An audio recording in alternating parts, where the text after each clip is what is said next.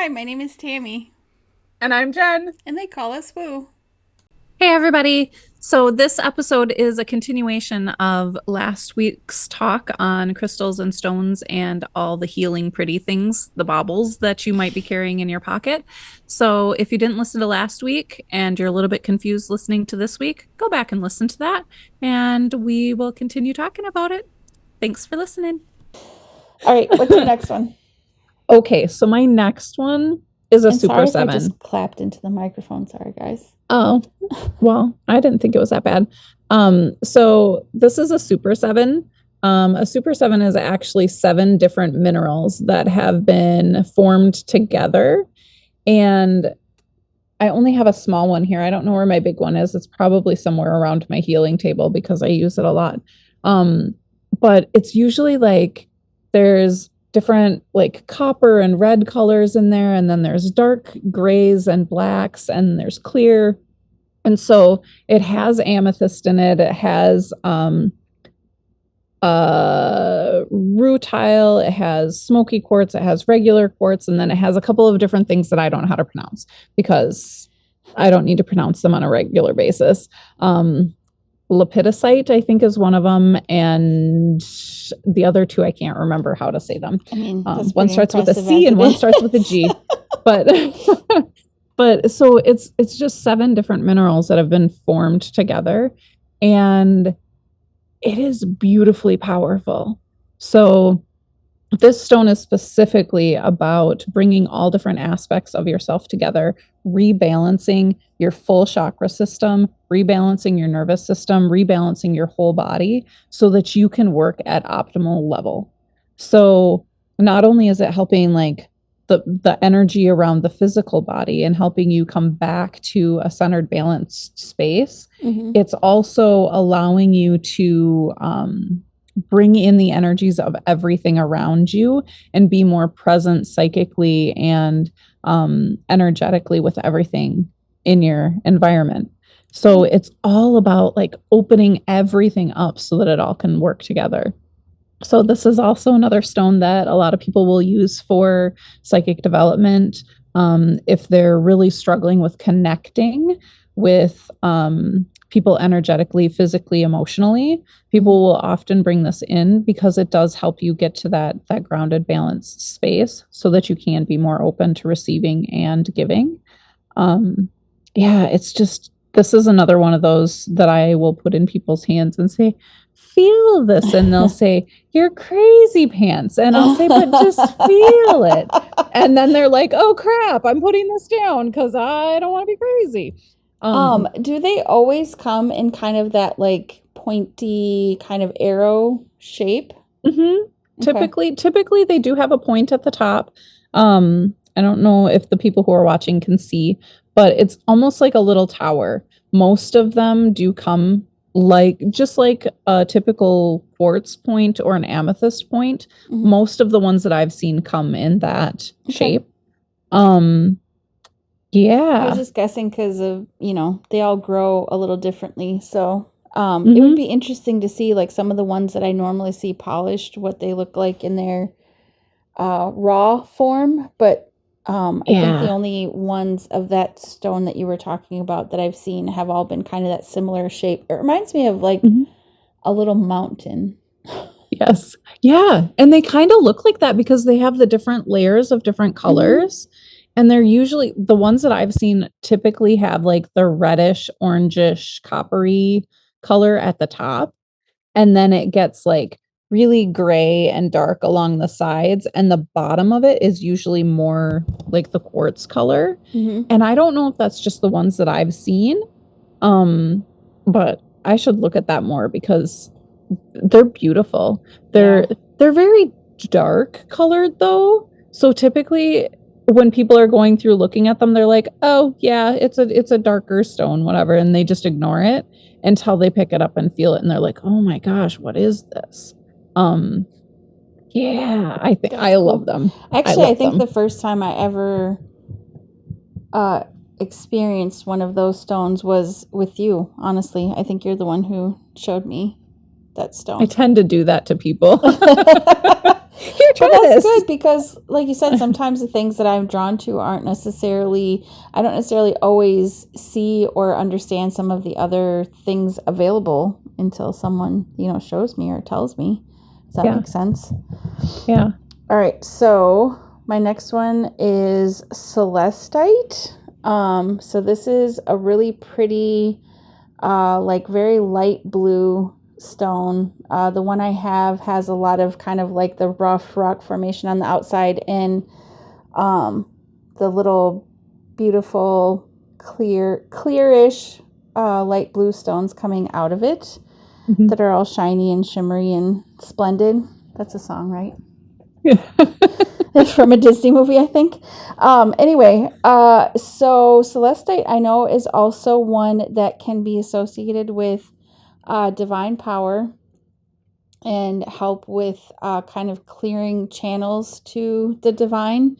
But I Mm-hmm. also feel like it's another one that's a little more gentle to me, where it's Yep. like, it's not so much about forging a path in my mind anyway, as much as like clearing out some of the fuzz so you can have more clarity in the messages and stuff that you're getting.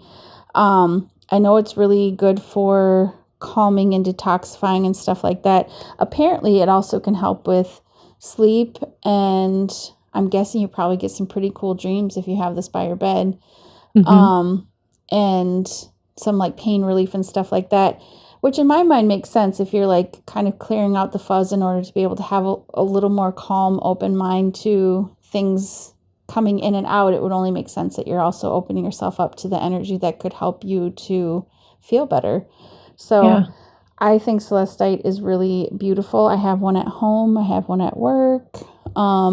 It's also it's a very fragile stone. Mm-hmm. So you do have to be a little cautious with it when you have it, that you don't break it into tiny little chunks if you're too rough with it. It's But just fairy dust. That's all. You get that little is bits of such a fairy good such a good way to put it. It is. It's like fairy dust, and it does feel very ethereal. So it Mm-hmm. kind of makes sense of what it does. Yeah. But that is another one of my favorites. Like I said, it's funny that I just kind of like was drawn to all of like the opening up to the divine and, blue Yeah. stones today. Yeah. So one of the first times that I went out to get Celestite from like a rock and gem show, my rock guy, who wasn't my rock guy at the time, he's like, you guys are calling it the wrong name. And I still don't remember which is the right name, but some people call it Celestite and some people call it Celestine.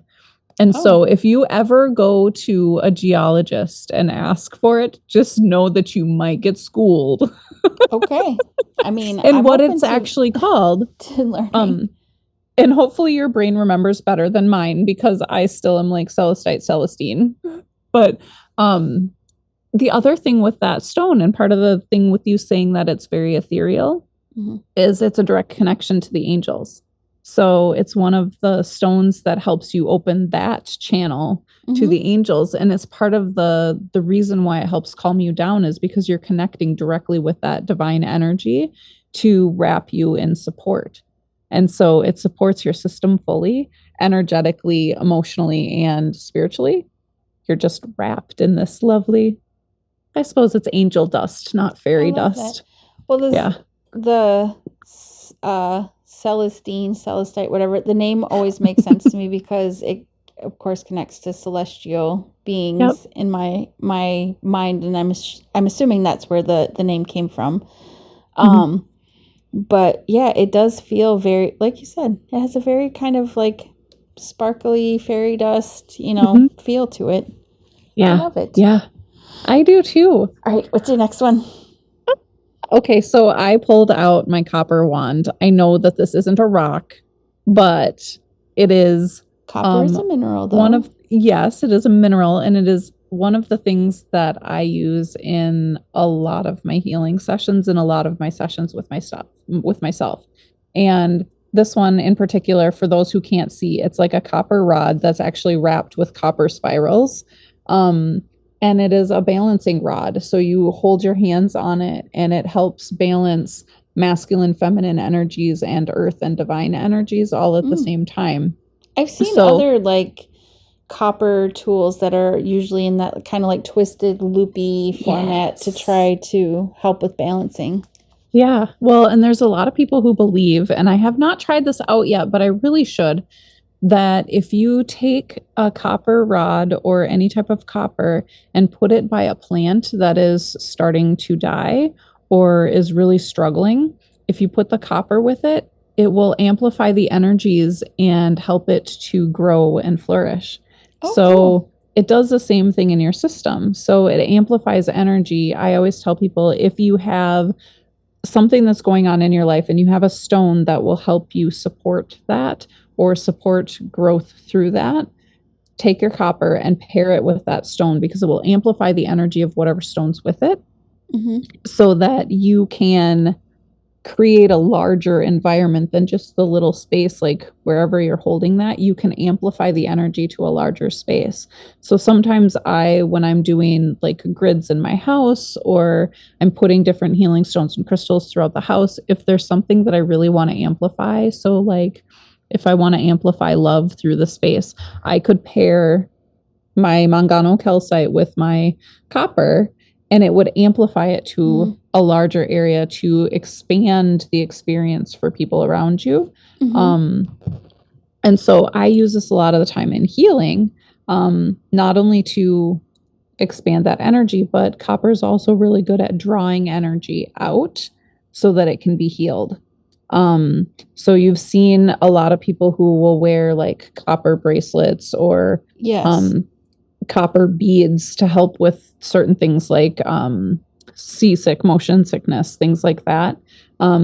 It helps to balance the energies, but it draws the energy to the surface so that it can be healed. So it's a really, really powerful tool, whether you're using little teeny tiny beads of copper, or if you're using a wand or some type of rod, any of those things.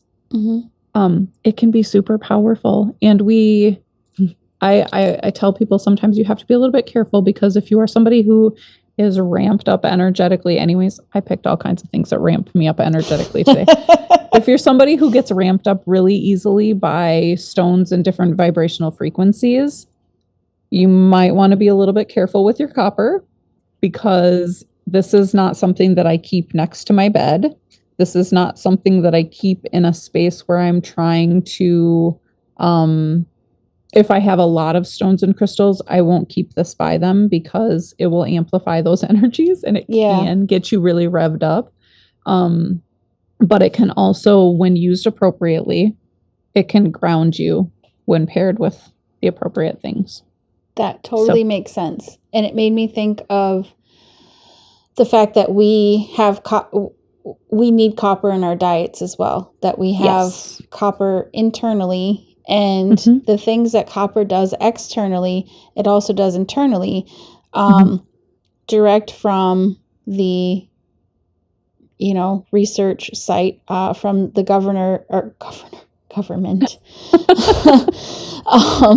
talking about copper. So you need copper in your body in order for basically all of your energetic functions to work.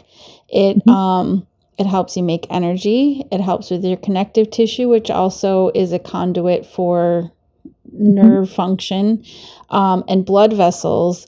And it helps maintain the nervous and immune system, as well as activates genes and helps with your brain development. So when you talked about copper being so good all around, that popped into my head, because I'm like, I know copper is very important even as a trace mineral in our diet. So it kind of makes sense too that if you are amplifying this energy externally, it's also probably revving up the internal copper that you have. So which it's great when you want all of these things to be working, but will it calm you down at night? Probably not. But hey, maybe if you're trying to quit coffee, you can start carrying around copper with you, and maybe that'll help. Just know it might be a little bit heavy in your pockets. Maybe. Okay, cool. So I have one more. I don't know if you have any more, but I just have one more that I picked out because I couldn't settle with just a couple today. And this is a tower of rainbow fluorite. And So pretty.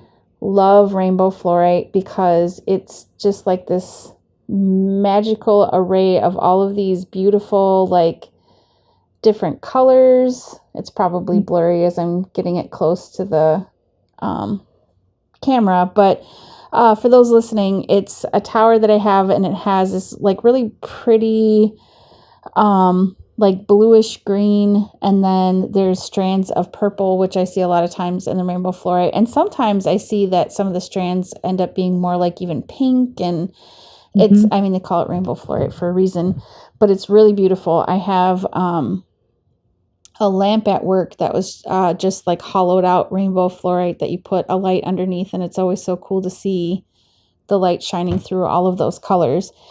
And this one's also awesome because it helps to balance out negative energies, and it helps basically kind of redirect some of this negative, kind of reformulate into something a little more positive.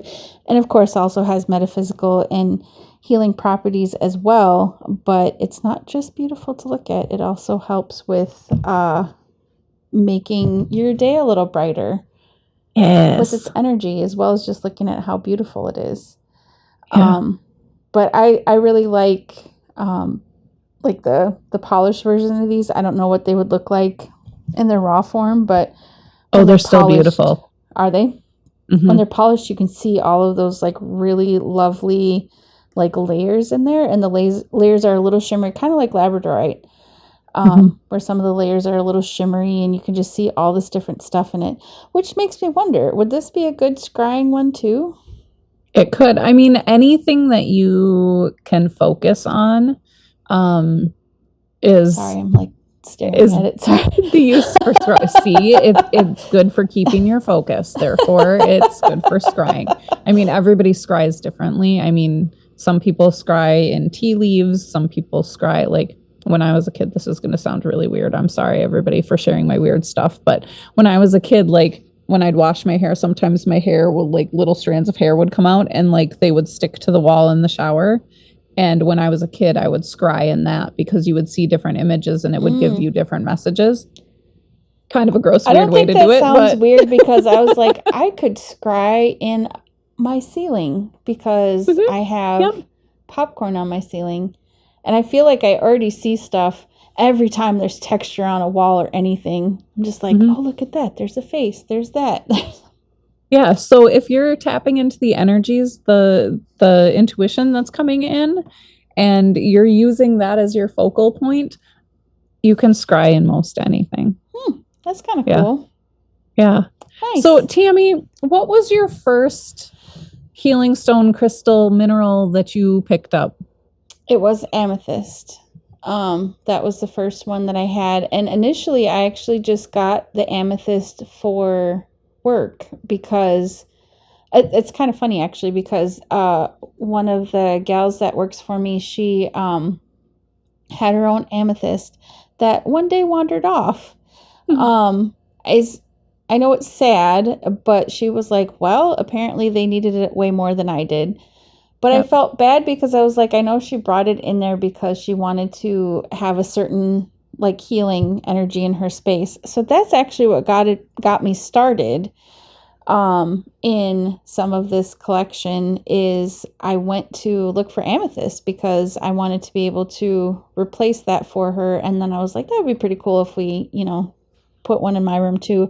And then it just like blossomed into all kinds of stuff where now I have tons of stones at work and I have tons of stones at home.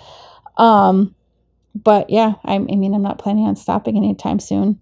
Side note, I do think it's kind of funny. So I have had a very active week and I'm a little tired. And for some reason, I sound so much more Midwestern today. I'm like, when I get tired, do I just automatically start saying yeah and like, oh, maybe, like it's just, I keep hearing it come out of my mouth and I'm like, who is this person talking right now? You might just be more aware of it because I wasn't. I know I sound that like that different. all the time. It's just, I hear it today and it sounds like Yeah, my vowels are just extra long. Maybe my mouth just doesn't want to keep up with my brain. I don't know. The crystals are bringing you back to your natural state. They're just helping you bring that out. My natural state is Marge from the Midwest. Don't you know? Oh, I love that. I love that so much. So one thing that we didn't really touch on was like sometimes people don't believe that healing stones and crystals actually have any power, any energy. They're just rocks. They're rocks. And so people ask me a lot. They're like, "Well, how do you know that there's anything, or is there anything to this?" And there's actually different vibrational frequencies that healing stones and crystals hold. So everything in our universe is vibration, it's energy, it's frequencies. And when things are created in the ground, there's different frequencies in different areas.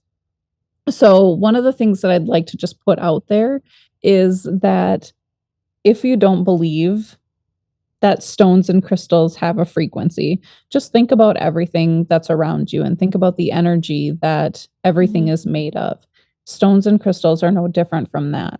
Just like we are a vibrating mass of stuff, so are stones, so are trees, so is everything else. Well, and it's not as a hidden fact in science that it is widely accepted that the way that everything works is energy.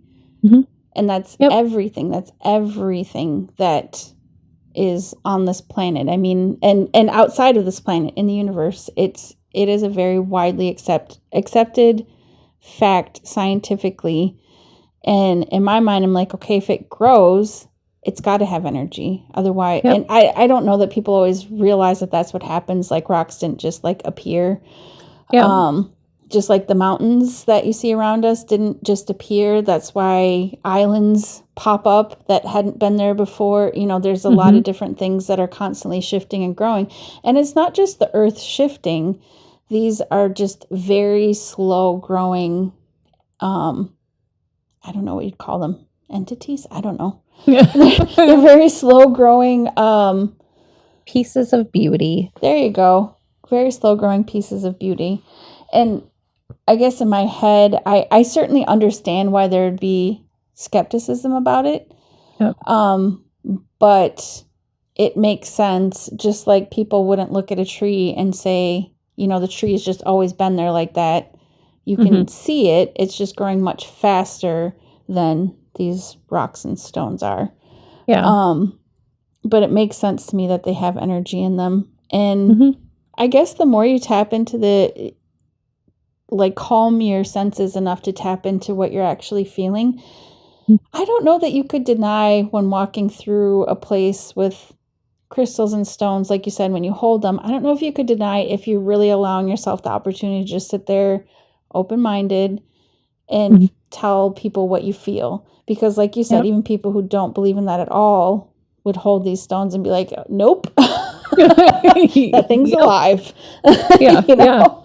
So, well, and putting on my skeptic hat. So sometimes I would have people question, they're like, okay, you guys are saying that this helps with grounding and balancing, and this one helps with like clearing your liver, and this one helps with opening up your heart pathways, and this one helps with clear thinking, and this one, like all of these different things. And people would question, like the skeptics would question, how can each one of these different stones do something different? And it's because everything is frequency. So everything has a different frequency. Everything has a different vibration. And when we look at, there's charts that show like what happens at different frequencies. So the frequency of joy is 540.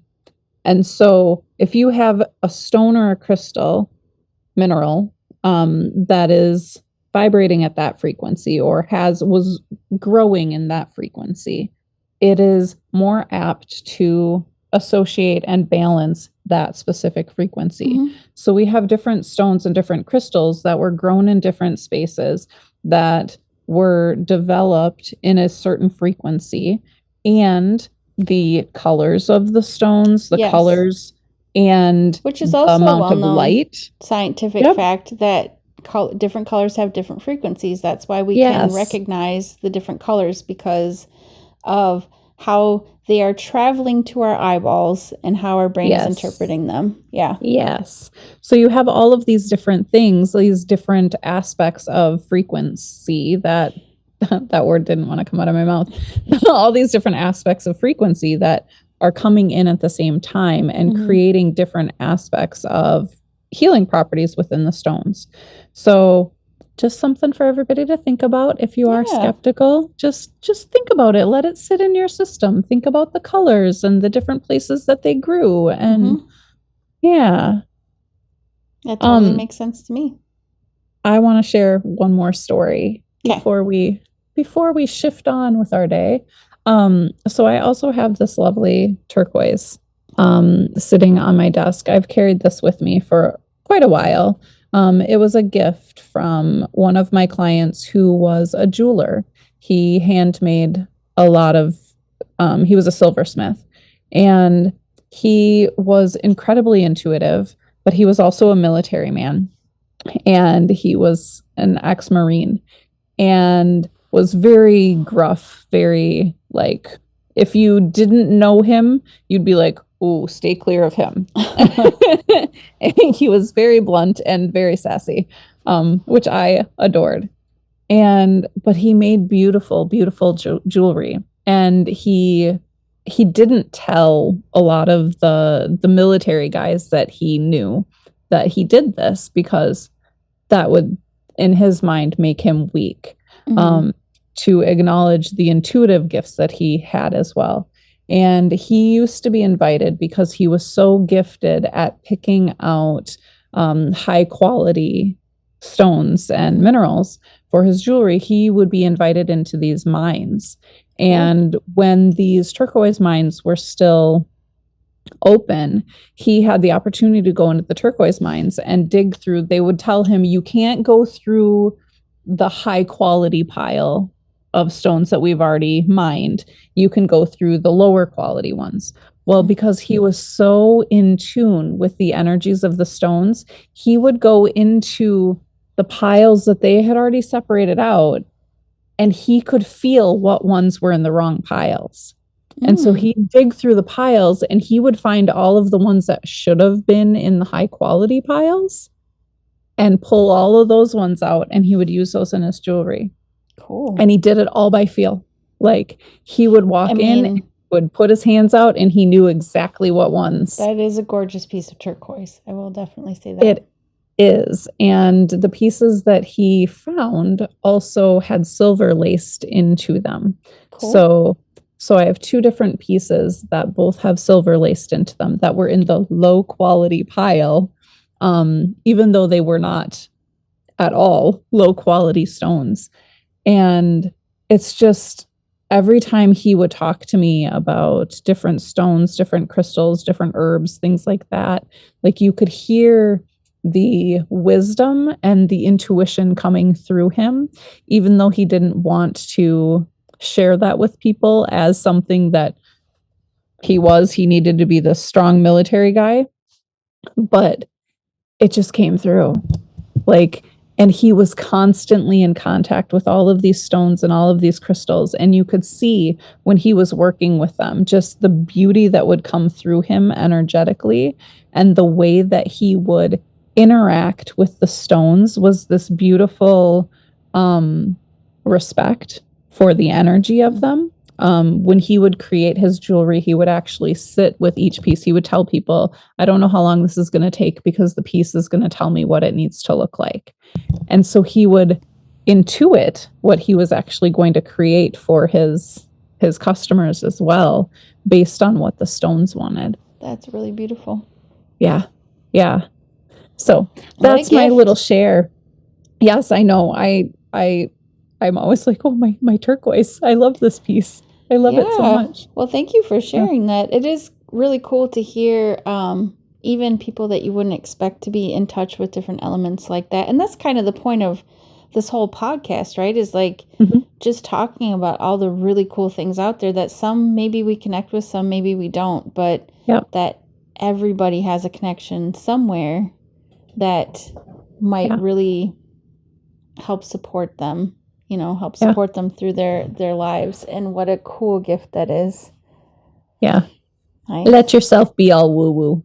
Get out there and open up to the woo world. Absolutely. At least be curious, right? Like, you don't have to think that we're sane, but you can be curious with us. That's fine. True story. One brief little story before we sign off. So I have a bunch of family in town right now. Like I mentioned, my husband likes to do this thing now because he's on the spectrum where he likes to tell everybody right away that he's on the spectrum, because in his mind it helps people, it helps to set expectations. So he's like, well, no one's expecting me to be normal now. Yep. So we're going to see this family, some of which I haven't seen in many years because I have such a large extended family that are not all around where I live. But anyway, so we're going, and he's kind of nervous, and he's like, oh man, I'm so weird. I hope people are okay with that. I'm like, honey, you are not going to be the weirdest person in that room. Like, we are all weird in our own ways. And it was pretty great because, of course, as he started connecting with people and saying like all this off the wall stuff, they were like, oh yeah, totally. And they were like saying it back or whatever. And I was like, we make a good match. We both are connoisseurs of weirdness and we enjoy it. Yes. So I'm absolutely okay if people don't think we're sane, but I genuinely hope that people understand that these conversations are really just inspired of our awe for all of this really cool stuff and our desire to learn more and hopefully bring people along for the ride. Yeah. I agree with that. On that note, we are going to be taking a little bit of a break after this episode. Summer is very busy and we're just going to take a little mid-season break.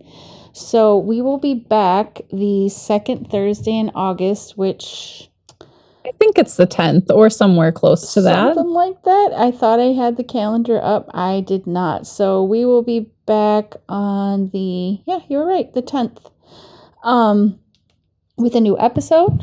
And in the meantime, I hope everyone has a lovely summer and you catch up on all the episodes that you might have missed, or maybe super long ones.